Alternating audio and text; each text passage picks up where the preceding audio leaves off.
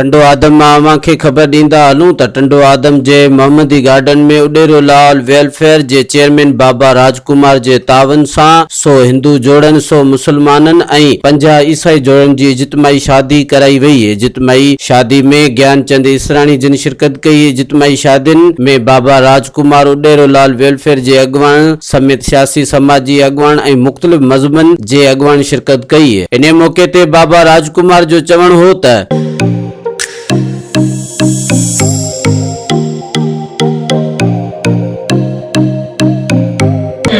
अदब तव्हां भाउरनि जो साथ हूंदो आहे।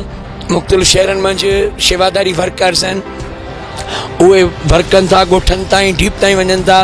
इवन एतिरे क़दुरु तव्हांजे खिपरे खां अॻियां आलमाबाद बॉर्डर आहे, ओस्तानी बि वञनि था, हिथों गो इस्लाम कोट ताईं, ऐं उन्हनि मिसकिन माण्हुनि ते पहुचाईंदा पैगाम जेके शामिल थियनि था। असांजे सभिनी मज़हबनि जा माण्हू आहिनि ऐं हिन भेरे 250 शादियुनि जो प्रोग्राम आहे।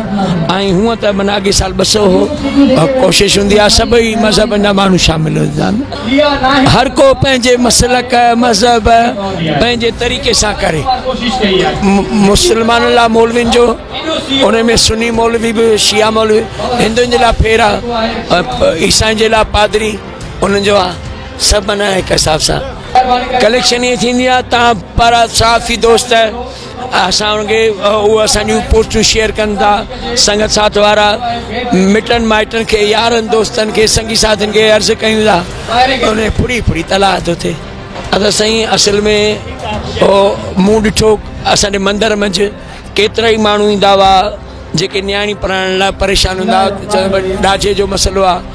पोइ उन्हनि जे लाइ वरी बिरादरी में झोली करणी पवंदी हुई या चवणो पवंदो, त उहो ॾाढी ॾुखियाई हुई।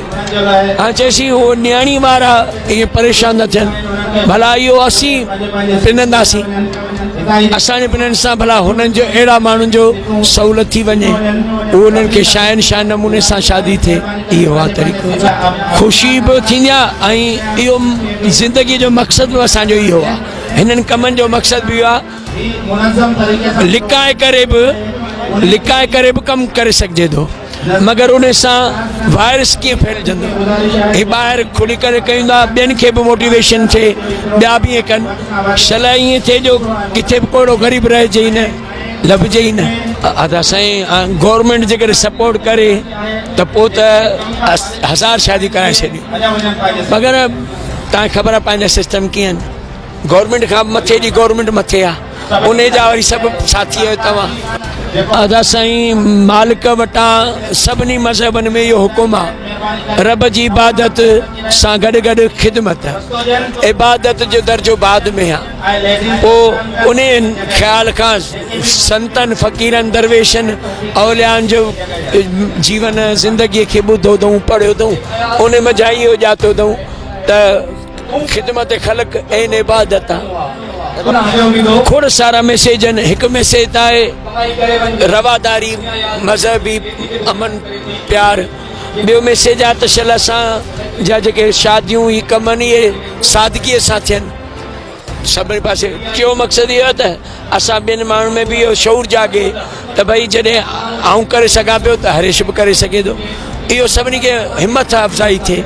ऐं आउं संगत खे ईअं चवंदुसि त हिकु ख़्यालु रुगो कयो, जेकॾहिं को वेलफेयर आहे, को ट्रस्ट आहे, को इदारो आहे, त उन सां मिली करे कमु कयो, उन सां घणो कमु थींदो, सुठो कमु थींदो। मुंहिंजो नालो नाज़िश फातिमा आहे। मां हैदराबाद मां स्पेशली आई आहियां हिते टंडो आदम उडेरो लाल वेलफेयर खे जस्ट ॾियणु त बाबा राज जेको आहे एॾो वॾो कमु कनि था। हिकिड़े टाइम ते 250 शादियूं कराइणु तमामु वॾी ॻाल्हि आहे हिन दौर में, जंहिंमें 100 मुस्लिम कपल्स आहिनि, 100 नॉन मुस्लिम ऐं 50 क्रिश्चियन कपल्स आहिनि।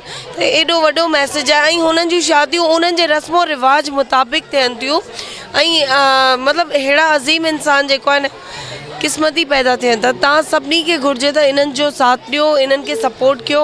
हे उन्हनि छोकिरियुनि जी न सिर्फ़ु शादी कराइनि पिया, बल्कि सभिनी खे जहेज़ जेतिरो ज़रूरी शयूं आहिनि हे सभु कुझु उन्हनि खे प्रोवाइड कनि था। त हे तमामु वॾो हिकिड़ो जेको आहे कमु आहे, हिन जी जेतिरी साराह कजे, तारीफ़ कजे, घटि आहे। Thank U. मां चवां थी हिन नफ़्सा नफ़्सी ये दौर में बाबा राज जेको कमु कनि था त इलाही वॾी ॻाल्हि आहे। जेतिरो उन्हनि खे सलाम पेश कजे, उन्हनि जे लाइ दुआऊं कजनि, उन्हनि खे सपोर्ट कजे, इलाही घटि आहे। मां स्पेशली बाबा जे सॾ ते हिते आई आहियां। मां मैसेज इहो ई ॾींदसि त अहिड़नि माण्हुनि जा हथ मज़बूत कयो, अहिड़नि माण्हुनि जो साथ ॾियो जेके पंहिंजी ज़िंदगी खां हटी करे पंहिंजी ज़िंदगी ॿियनि जे लाइ वक़्फ़ करे छॾनि था।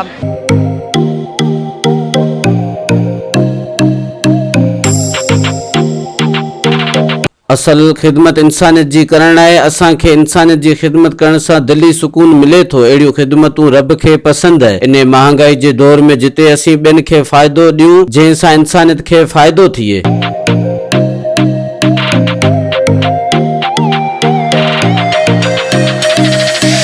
इज्तिमाही शादियुनि में आयल जोड़नि खे ॾाज ॾिनो वियो जंहिंमें हुननि जी ज़रूरत जे मुताबिक़ सामान हो। कैमरामैन फज़ल उमरानी सां गॾु हरीश KBC अवामी न्यूज़ खिपरो।